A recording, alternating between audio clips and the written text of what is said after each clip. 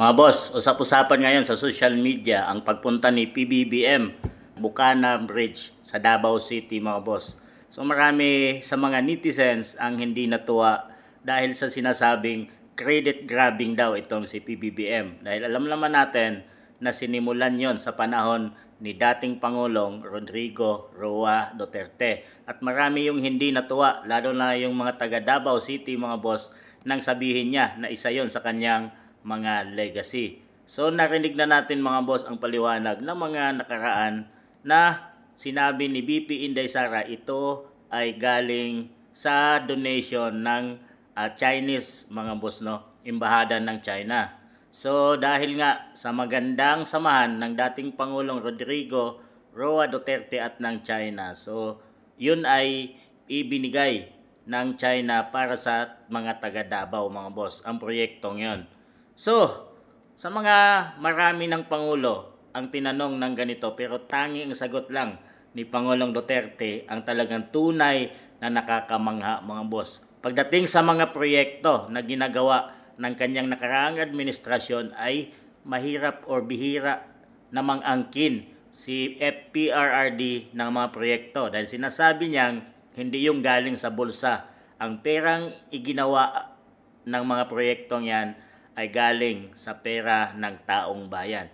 So kayo nang humusga at panoorin natin to kung gaano ba mamahala pagdating sa ganitong proyekto at totoong legacy na ginawa ni dating Pangulong Rodrigo Roa Duterte, mga boss.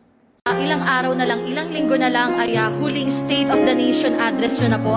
Ano ang dapat abangan ng ating mga kababayan at ano po yung mga maipagmamalaki yung legacy ng Duterte administration? Nothing. All I want the people is to just look around. Ito, ganito. Hindi ko ipagyabang.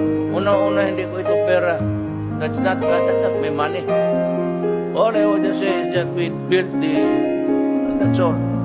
I will not grow about it in public because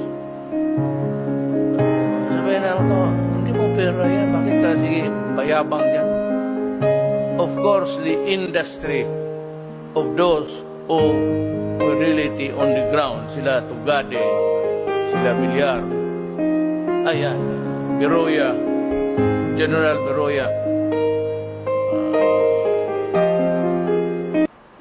yun talaga ang nagtatrabaho. Pero ako, I will just mention what were the projects completed without necessarily attributing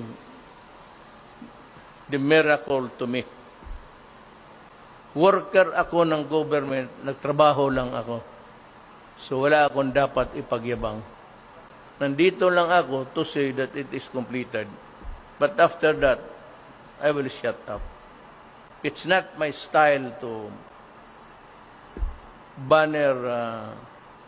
Iniisip ko muna, ito ba akin, personal, pwede ko pang ipagyabang. Akong akin, okay. Pero kung mga ganito, ito ba'y pera ko? Ako ba'y nagpago dito? Ako ba yung nasa ground? Sila. So sila ang dapat, the workers of government, especially those who are appointed and who have worked so well, yun ang dapat, the credit should go to them. So yun, mga boss, ang pagkakaiba sa dalawang pangulo ng ating bansa. Ang isa ay binansagan na credit grabbing, ang isa naman ay hindi niya inaangkin ang mga nagawang proyekto sa kanyang termino sa ating bansang Pilipinas. So, kanino kayo papabor at sino ang gusto nyo, mga boss? Kayo nang humusga.